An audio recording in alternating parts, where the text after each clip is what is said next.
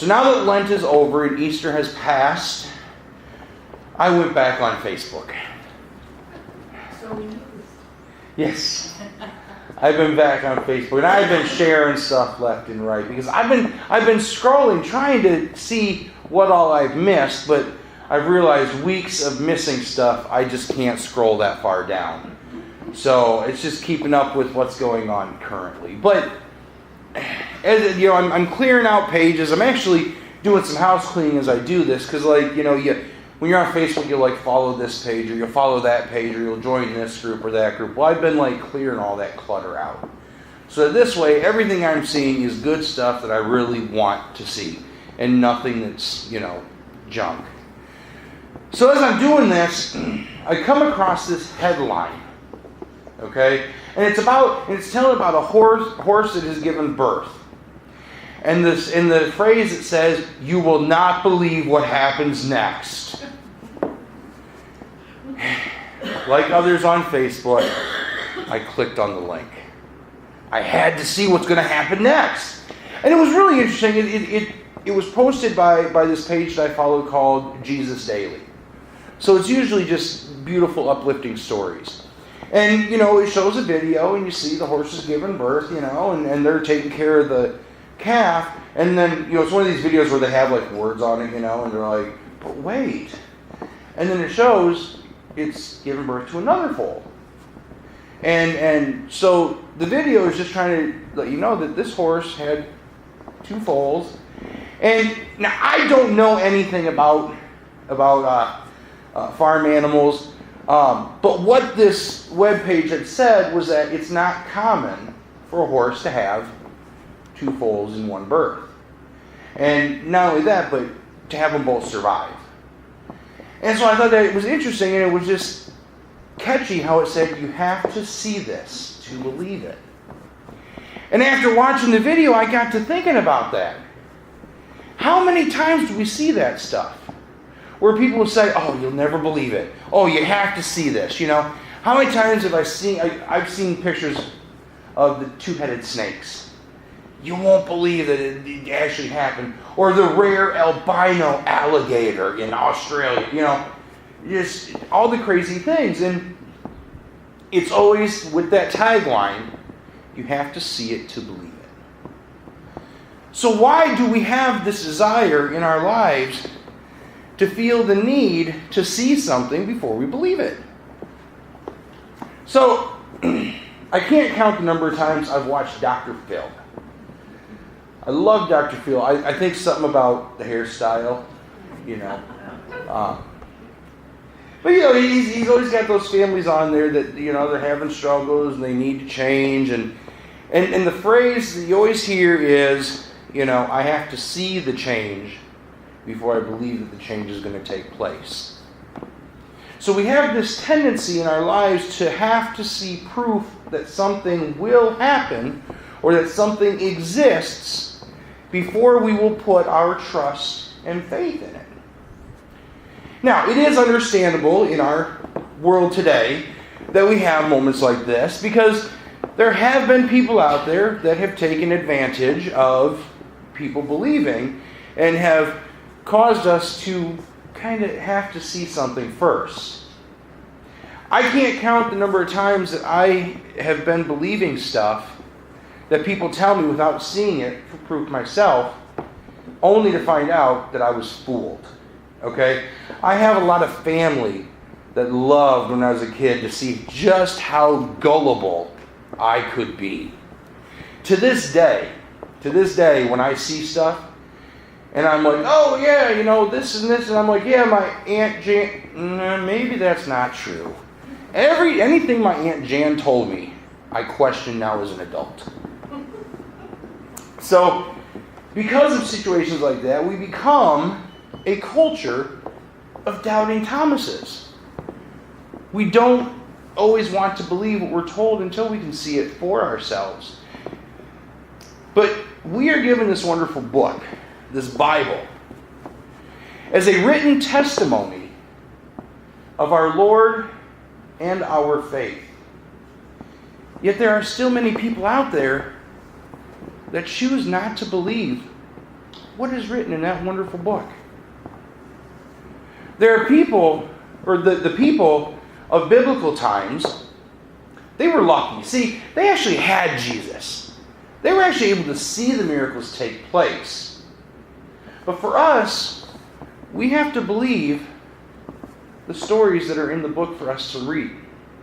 We have to believe, based on our faith, that what we're reading is true. And interestingly enough, even in those biblical times, even having Jesus right in front of them, there were some that did not believe until they actually saw it.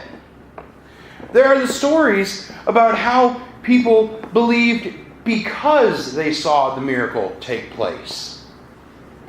So us wanting to see proof is not out of the ordinary. In fact, it is completely normal. Yet it is so much better if we can see, or if we can believe without seeing. Now, I'm not saying that we need to blindly believe everybody and everything we hear. We don't always have to believe every two-headed snake story or albino alligator story. So we do have moments where we want to see things first. But I got to thinking, what would it be like if Jesus came back in our world today? And who would believe us and believe that it was him? Now, my first thought was, what if Jesus came back not looking like we envision him? What if he came back just looking like one of us? Would anybody believe that he was Jesus Christ without doing any kind of miracle?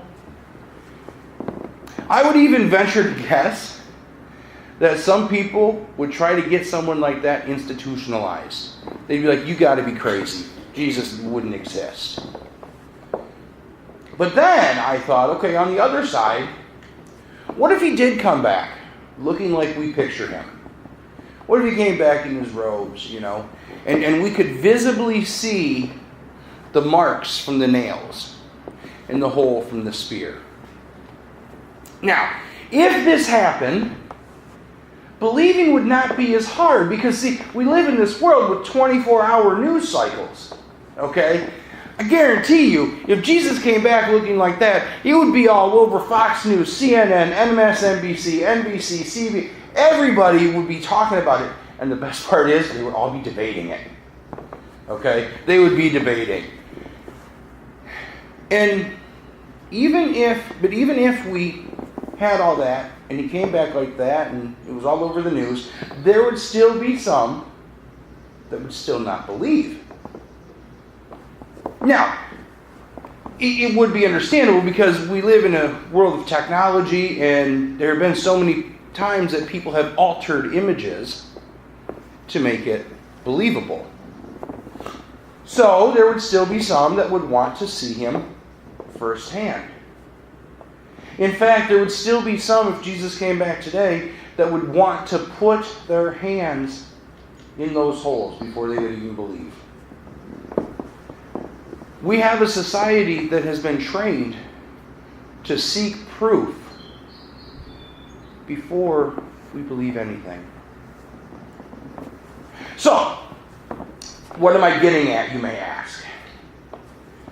What I am getting at is the fact that since there are so many out there that struggle to believe, it is important for us as Christians to not let our faith ever waver. It is important for us to keep our hearts in tune with the teachings of our Lord and trust that what we are doing and the way we are living our lives is what the Lord expects from all of us.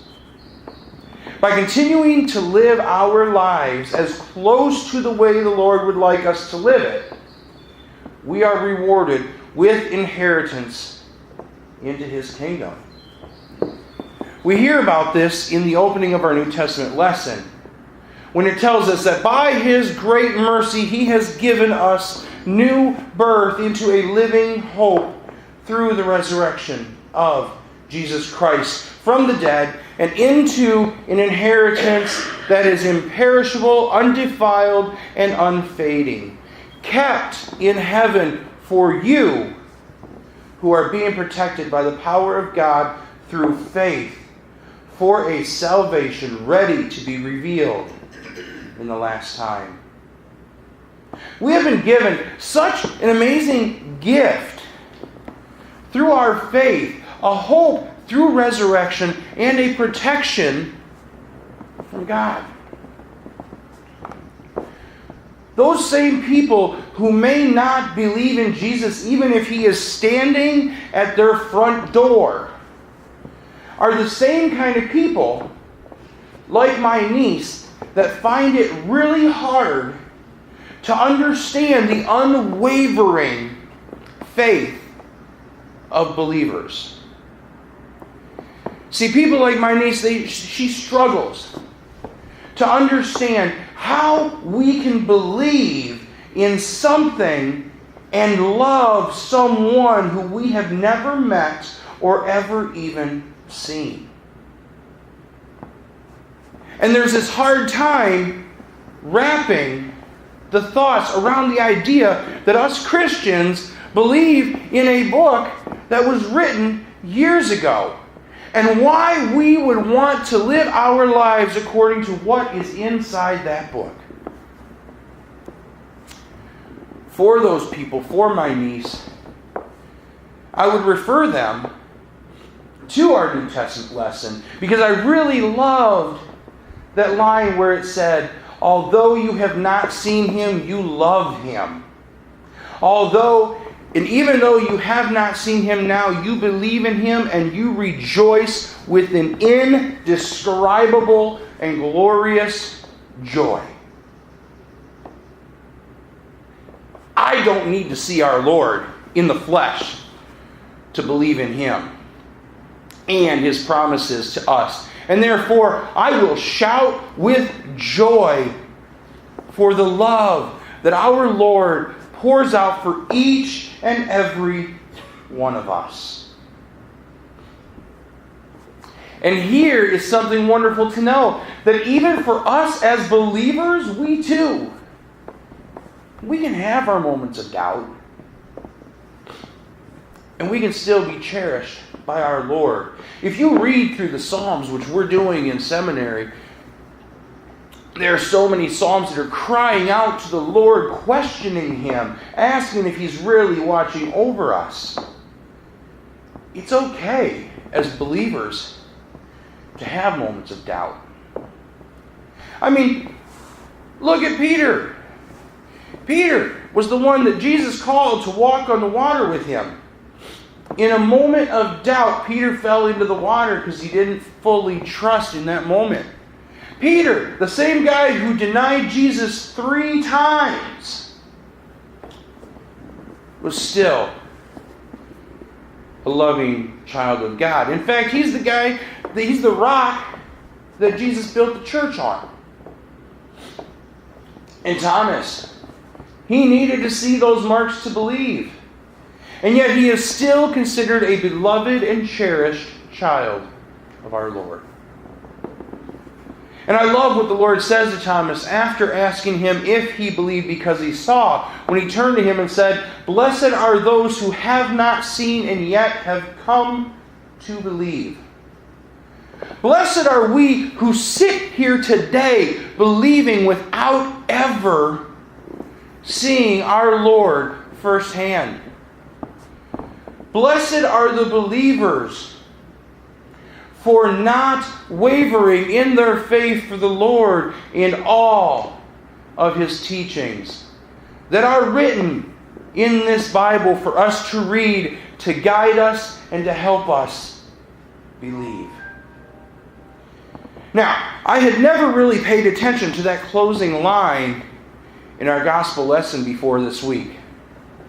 But I've really come to love and enjoy this line when it tells us that these are written so that you may come to believe that Jesus is the Messiah, the Son of God, and that through believing you may have life in His name.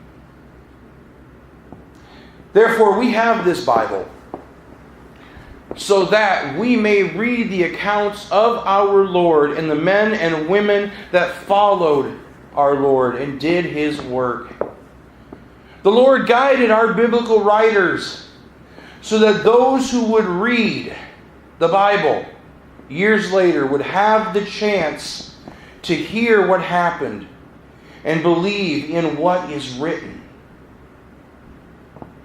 Reading that line, it really did hit me this week in a way that I didn't expect it to. And I want to continue to share what is written in our Bible to everyone. Every chance that I get, I want to share what's written in that book. I want to share these accounts of our Lord so others can believe. So today, I pray for each and every one of you that you continue to stay strong in your faith and strive not to ever doubt. And if you do, that's okay. Because then I just pray that the Lord, that you remember that you are a beloved, cherished child of God, and that He loves you no matter what. Blessings to you all this morning.